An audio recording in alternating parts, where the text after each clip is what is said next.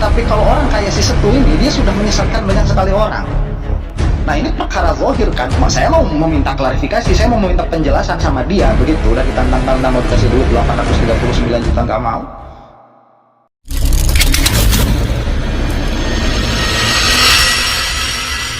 Ramai jagat maya dipenuhi sejumlah doktrin seruan Abah Setu yang selama ini mengklaim bahwa dirinya telah mencapai 4 lapisan derajat spiritual yang tinggi, tapi disebut terpojok dalam pembuktian pusaran kontroversi yang memanas, yang bukan hanya soal klaim ma'rifatnya, tapi soal nyali yang mendadak ciut. Ingatkah kita saat ia dengan gagah menantang Gus Baha untuk berdebat soal sholat, namun begitu tantangan ada yang berani melayani, apa yang terjadi? Ia justru menghindar dan menolak meladeni. Bahkan hingga ada yang mendatangi ke tempat Abah Setu secara langsung, namun tetap tidak menemui. Di mana kehormatan seorang guru yang katanya sudah wusul, namun jika ditanya dasar tauhid saja sudah kabur.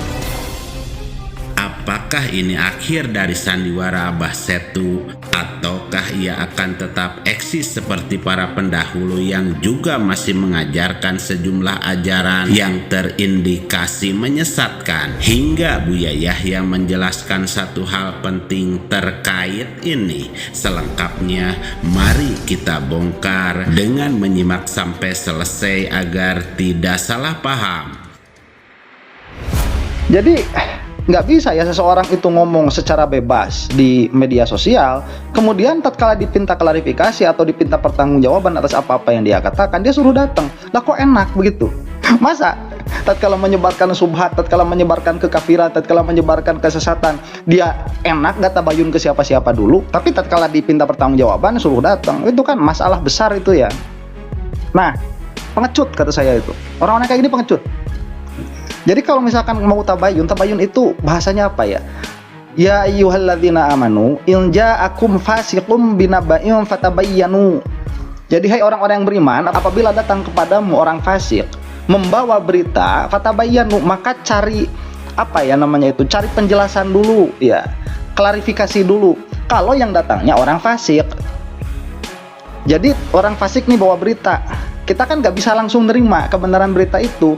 Kenapa? Karena kefasikan dari sang pembawa kabar, sang pembawa berita. Kalau yang membawa beritanya si koma nggak usah tabayun begitu. Kalau di sisi saya begitu, si Guru Setu ini dia kan orang fasik ya, karena omongan-omongannya itu menyesatkan. Jadi kalau orang fasik itu masih mending sebetulnya, karena dia itu sesat hanya pada dirinya sendiri, hanya untuk dirinya saja. Kalau bermaksiat dirinya saja. Tapi kalau orang kayak si Setu ini, dia sudah menyesatkan banyak sekali orang. Nah ini perkara zahir kan, saya mau meminta klarifikasi, saya mau meminta penjelasan sama dia, begitu. Udah ditantang-tantang mau dikasih duit 839 juta, nggak mau ya. Ini kan bego tuh. Wah dia kan udah kaya, alah kaya kok baru hilang 1 M aja, koar-koarnya nasional, kayak apaan, kerek kayak gitu mah. Nah ini ketololan orang-orang yang sekte-sekte sesat seperti ini ya. Jadi pasti mereka begini, kalau kita salahkan, mereka itu bilang yang tahu benar hanya Allah. Nah ini kebodohan ya. Itu untuk apa ada ilmu kalau begitu? Ala ilmu nurun, ilmu itu cahaya. Cahaya itu dia bisa membedakan satu perkara dengan perkara yang lain. Ini kalau kita ini sedang mati lampu ya, kita tidak akan bisa membedakan mana gelas, mana piring gitu. Tapi kalau ada cahaya, kita bisa membedakan mana gelas, mana piring. Sebelum ada Nabi Muhammad SAW, katakanlah begitu, tatkala sedang dalam keadaan fatroh, kita tidak tahu kesimpulan mana, qadiyah mana yang benar atau salah, begitu. Apabila berkaitan dengan Tuhan secara pasti yang tidak bisa digapai oleh akal. Tapi setelah ada Nabi Muhammad SAW, kita itu sudah tahu karena sudah jelas. Ada Quran, ada hadis, ada perkataan ulama. Nah kalau ada sekarang ya, ada orang berkata-kata tentang agama Islam, kita sudah bisa tahu mana yang benar, mana yang salah.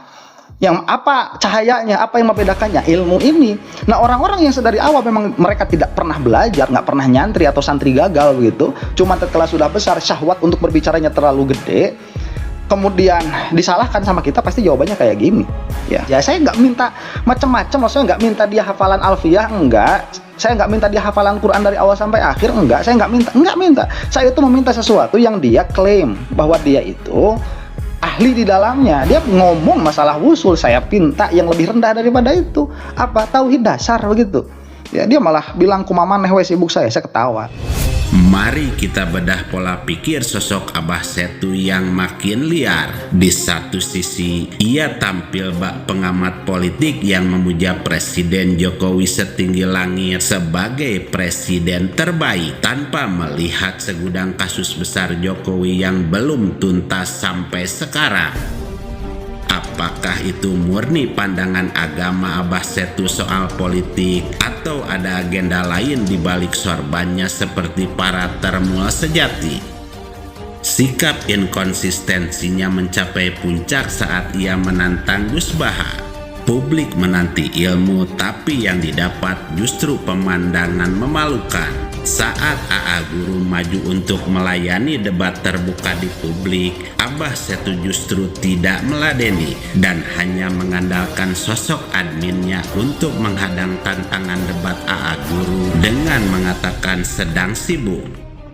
Bahkan ada salah satu tokoh yang tak ingin disebut namanya membuktikan langsung ke lokasi Abah Setu untuk menjawab sejumlah pernyataan dugaan sesatnya pada hari itu. Namun Abah Setu semalaman tidak menemui hingga pagi menunggu, dan besoknya sang tokoh pulang pamit hanya kepada santrinya saja sebab Abah Setu tidak kunjung menemuinya. Dalam logika kita bicara sederhana, jika di dunia saja di depan kamera yang nyata, bahkan ada yang datang langsung, ia tidak berani bertanggung jawab atas ucapannya. Bagaimana nanti di akhirat? Bukannya ia pasti akan kembali kabur saat diminta sejumlah pertanggungjawaban. Sederet dugaan ajaran sesatnya kini bukan main-main lagi. Beragam ceramah ekstrimnya sudah menjadi bola salju yang viral, hingga gelombang desakan dari para tokoh Islam kini mengarah ke satu titik. MUI harus segera turun tangan karena kekhawatiran ini bukan tanpa alasan. Ustadz Abdul Somad bahkan secara tegas telah menyampaikan pesan agar otoritas agama segera memberikan fatwa terkait ajaran yang diduga menyimpang ini, karena UAS dan para tokoh tidak ingin masyarakat awam kita terseret dalam arus pemahamannya yang mematikan logika dan akidah. Perseteruan ini bukan sekedar antara Abah Setu melawan AA Guru Tigarut atau Gus Baha hingga tokoh yang membuktikan langsung, tapi ini adalah perang antara kebenaran ilmiah melawan klaim kosong. Edukasinya jelas, jangan pernah tertipu oleh label spiritual jika sosoknya anti kritik dan takut beradu dalil secara terbuka. Dan ini ada, coba saja perhatikan model-model tasawuf yang merusak ahli tasawuf tuh, model-model pemalas seperti itu. Ente itu masih cangkang, ente itu masih kulit. Lihat, perhatikan kalau orang sudah bicara itu, tolong dicatatan, ini penting. Jangan merusak ahli tasawuf. Saya gemes dengan manusia-manusia semacam itu. Tasawuf itu dirusak oleh pelaku-pelaku tasawuf palsu itu. Sufi adalah dahsyat, sufi adalah hebat, sufi yang membentuk akhlak kita, sufi yang menjadikan Anda bisa lembut hati dengan sesama, sufi yang menjadikan kita punya prasangka baik kepada sesama, sufi yang menjadikan kita seorang penyabar, sufi yang menjadikan kita orang yang khusyuk dalam beribadah, bukan berhayal tentang maksiat. Gue bilang sudah sampai makom haidir, ente mah kiai-kiai itu mah jangkang, belum faham itu. Ini sudah lup saripati. Bahasa lain hakikat, dia masih syariat. Mulai kapan syariat sama hakikat dipisah itu? Mulai kapan syariat sama hakikat dipisah? Hakikat terus ada syariat. Kalau tidak ada syariat, bagaimana mungkin ada hakikat? Itu hayalannya ahli tasawuf palsu itu sampai kepada hakikat nggak pakai syariat, mana ada? Kalau kita menyifati khusyuknya sholat, ada sholat dulu baru khusyuk. Kalau kita menyifati sifatnya amal baik, berbuat dulu baru disifati ikhlas. Lo ikhlas gak ada amalnya, itu kan hayal namanya. Coba pikirkan. Oh, orang ini khusyuk, sudah lama apa? Nggak tahu, ya itulah bodoh. Sholat dulu baru disifati khusyuk, berderma, sedekah baru disifati ikhlas. Berbuat secara syariat Nabi baru nanti disifati sampai kepada hakikat. tulus, tidak tulus. Kalau sudah dia biasa, coba kalau sudah mulai ngomong-ngomong cangkang-cangkang begitu, lihat, ini masih Ustadz Syariat cangkang, lihat, coba cermati secara serius, mesti banyak cerita aneh-anehnya. Besok ketemu Sunan Kalijogo, ngobrol saya, ketemu Khidir di lampu merah, itu usia model, itu paket kebohongan itu. Coba aja, misalnya kalau Anda ketemu orang begitu, perhatikan, pasti ada tambahannya macam-macam. Anda sendiri pun juga nggak paham, geleng-geleng kepala. Cuman sekarang Anda juga mirip-mirip, kadang-kadang kita percaya juga pada akhirnya kan. Ini nggak boleh dong. Nggak usah aneh-aneh. Kita itu perlu suri toladan. Suri toladan kita baginda Nabi adalah orang yang beliau adalah tampak syariatnya sebelum hakikatnya. Bagaimana suri toladan, cara ibadah Nabi, sholat Nabi sampai bengkak kakinya. Oh kayak hidiran. Apa itu? Nabi Muhammad warahmat qadamah kalau melakukan sholat sampai kakinya membengkak, menjalankan syariat, berperang di medan laga, luka gerahamnya jatuh, retak perkeningnya, itu Nabi.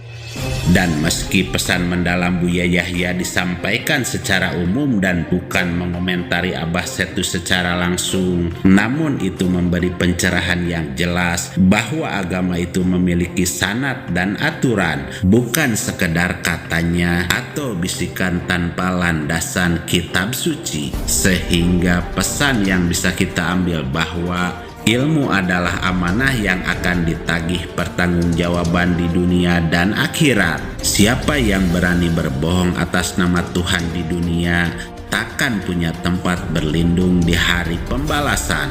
Ingatlah bahwa kebenaran tidak butuh pelarian, tapi ia hanya butuh lisan yang jujur dan hati yang tak kenal takut untuk diuji kebenarannya.